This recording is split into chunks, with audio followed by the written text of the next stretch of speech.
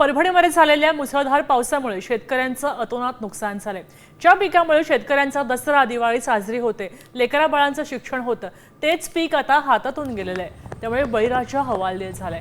तसंच पिकासाठी व्याजानं घेतलेल्या पैशांची ही परतफेड कशी करायची असा प्रश्न शेतकऱ्यांना सतावतोय। बळीराजाचे डोळे आता मदतीकडे लागलेले आहेत।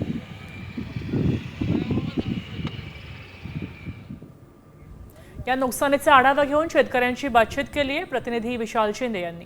पाहूया। परभणी जिल्ह्यात झालेल्या मुसळधार पावसामुळे शेतींचे अतोनात नुकसान झाले आहे। आपण बघितलं तर शेताचं पूर्ण नदीचं स्वरूप झालेलं आहे। मी आता परभणी जिल्ह्यातील सेलू तालुक्यातील राजवाडी शिवारात आहे आणि या ठिकाणी पूर्णपणे शेतात नदीचं स्वरूप आले आहे। ज्या शेतकऱ्यांनी ज्या पिकाला हाताच्या फोडासारखं सांभाळलं होतं त्याच पिकाचं पूर्ण पाणी झालेलं आहे।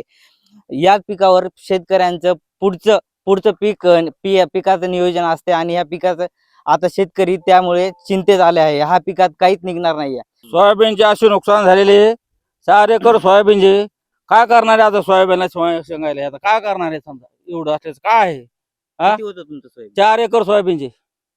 मग आता काय मागणी तुमची? काय मागणी आहे? सरकारनं 50,000 रुपये हेक्टरी द्यायला पाहिजे। कापूस झालं साहेब, सोयाबीन झालं, आता याच्यात पूर झालं बा साहेब।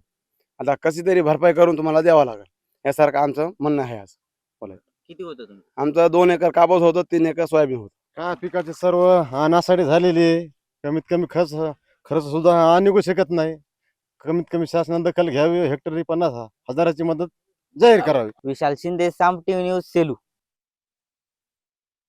आता isakal.com आहे देशातील नंबर 1 ची मराठी न्यूज वेबसाईट। प्रत्येक अपडेटसाठी isakal.com ला नक्की भेट द्या।